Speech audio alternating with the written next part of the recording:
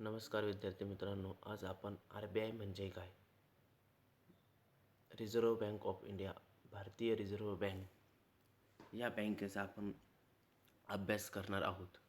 तरी तुम्ही FY SYTY यामध्ये भारतीय रिझर्व्ह बँक म्हणजे काय या संकल्पनेचा किंवा या बँकेचा तुम्ही अभ्यास केला असेल.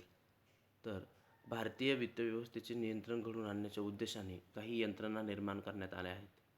भारतीय रिझर्व्ह बँक ही नियमनात्मक यंत्रणा म्हणून कार्य पार पाडते. भारतीय रिझर्व्ह बँक ही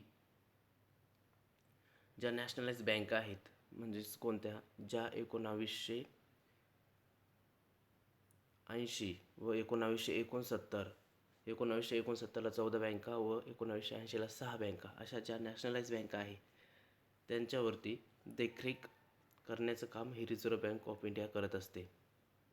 तर भारतीय रिझर्व्ह बँक ही देशाची मध्यवर्ती बँक आहे. देशातील शिखर बँक म्हणजे काय, सगळ्यात मोठी आणि बाकीच्या बँकांवरती, नॅशनलाइज बँकांवरती काय करत असते, आपलं नियमन करत असते.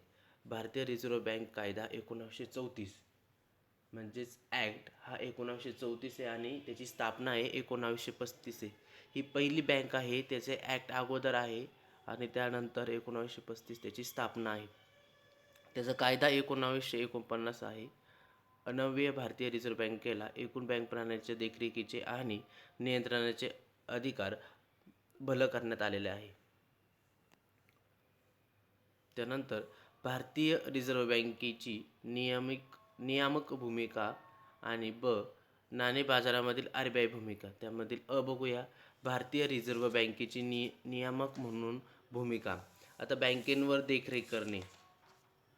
सर्व बँकिंग कंपन्या व्यवसाय सुरू करण्याआधी रिझर्व्ह बँकेकडून परवाना घेणे आवश्यक असते. त्याचप्रमाणे बँकांमधील अनावश्यक स्पर्धा टाळण्यासाठी प्रत्येक बँकेला शाखा सुरू करण्यापूर्वी किंवा स्थलांतर करण्यापूर्वी परवानगी घेणे आवश्यक असते.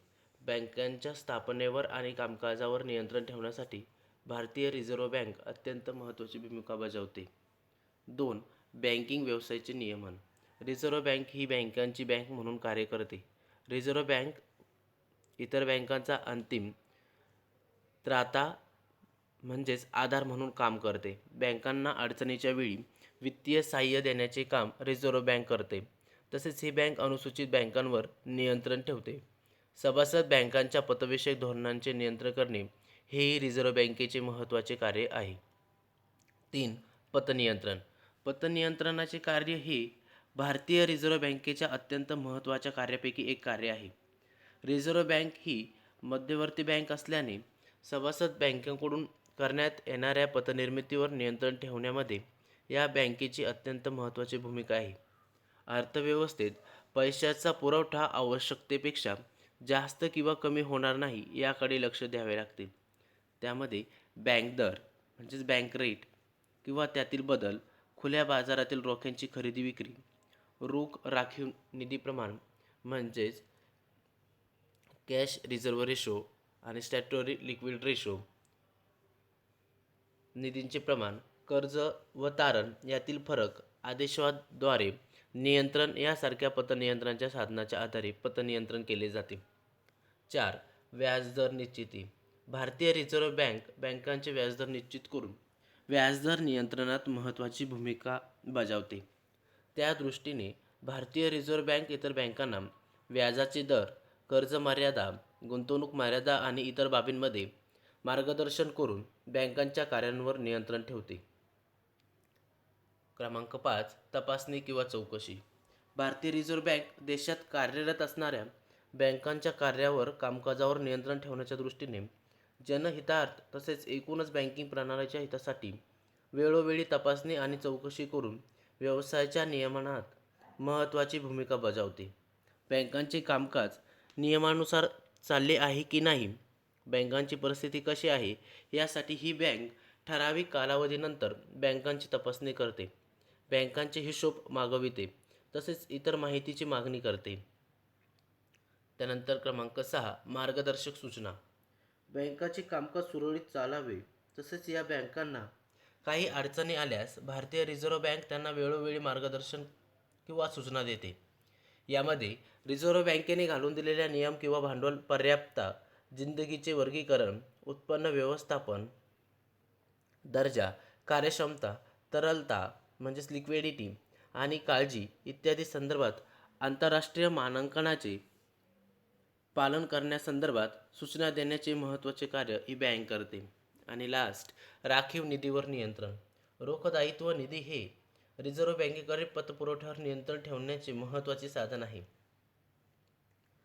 जेव्हा व्यापारी बँकेकडून मर्यादेबाहेर पतपुरवठा केला जातो तेव्हा रिझर्व्ह बँक रोख दायित्व निधीच्या अटी बदलण्यासाठी आपले अधिकार वापरते. भारतीय रिझर्व्ह बँकेने आजपर्यंत बाजारपेठेतील पतपुरवठ्याच्या परिस्थितीनुसार रोख दायित्व निधी आणि सांविधानिक तरलता गुणोत्तर यांच्यात सतत बदल केला जातो. हे भारतीय रिझर्व्ह बँकेच्या नियामक भूमिका बघितल्या. त्यानंतर नाणे बाजारामधील RBIची भूमिका.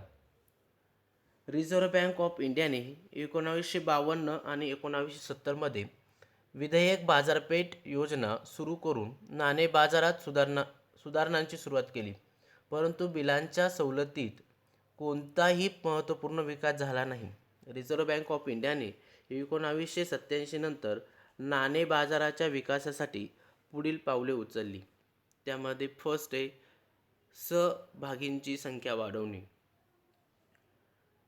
सहभागींची संख्या. नाणे बाजारामध्ये निधीचा पुरेसा पुरवठा करण्यासाठी रिझर्व्ह बँकेने 10 बिगर बँकिंग वित्तीय संस्था, राज्य सहकारी बँका आणि कॉर्पोरेट यांना नाणे बाजारात प्रवेश करण्याची परवानगी दिली. 2. व्याजदराचे नियमन रद्द करणे.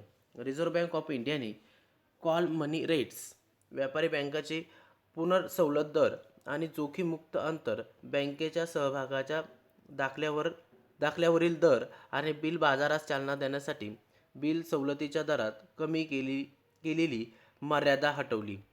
त्यानंतर क्रमांक 3, भारतीय सवलत आणि वित्तीय गृहांची स्थापना. रिझर्व्ह बँक ऑफ इंडियाने पैशाच्या बाजारात अल्पमुदतीच्या तरलता असंतुलन कमी करण्यासाठी 1988 मध्ये भारतीय सवलत आणि वित्तगृहांची स्थापना केली. भारतीय सवलत आणि वित्तगृहांनी ट्रेझरी बिले, कॉल नाणे बाजार आणि व्यापारी बिल्स बाजाराच्या दुय्यम बाजाराच्या विकासास हातभार लावला. आणि त्यानंतर लास्ट 4, प्राथमिक विक्रेते आणि उपग्रह विक्रेते व्यवस्था. यामध्ये प्राथमिक विक्रेते व्यवस्था 1994 मध्ये सुरू करण्यात आली आणि 1976 मध्ये उपग्रह विक्रेते व्यवस्था सुरू करण्यात आली. सरकारी शासकीय प्रतिभूती बाजार आणि नाणे बाजार विषयी मार्गदर्शक तत्त्वे रिझर्व्ह बँक ऑफ इंडिया याद्वारे या दोन्ही यंत्रणा दिल्या आहेत. प्राथमिक विक्रेते अशा संस्था आहेत ज्यात अनुसूचित वाणिज्य बँक, अखिल भारतीय वित्तीय संस्था, कंपनी कायदा 1956 अंतर्गत कंपन्या असतात. उपग्रह विक्रेत्यांमध्ये वाणिज्य बँका व अखिल भारतीय वित्तीय संस्था, कॉर्पोरेट सहाय्यक कंपन्यांचा समावेश होतो, ज्या बाजारात प्राथमिक विक्रेत्यांच्या क्रियाकल्पांना पूरक असतात. अशा प्रकारे रिझर्व्ह बँक नाणे बाजाराच्या नियमनात महत्त्वपूर्ण भूमिका बजावतात.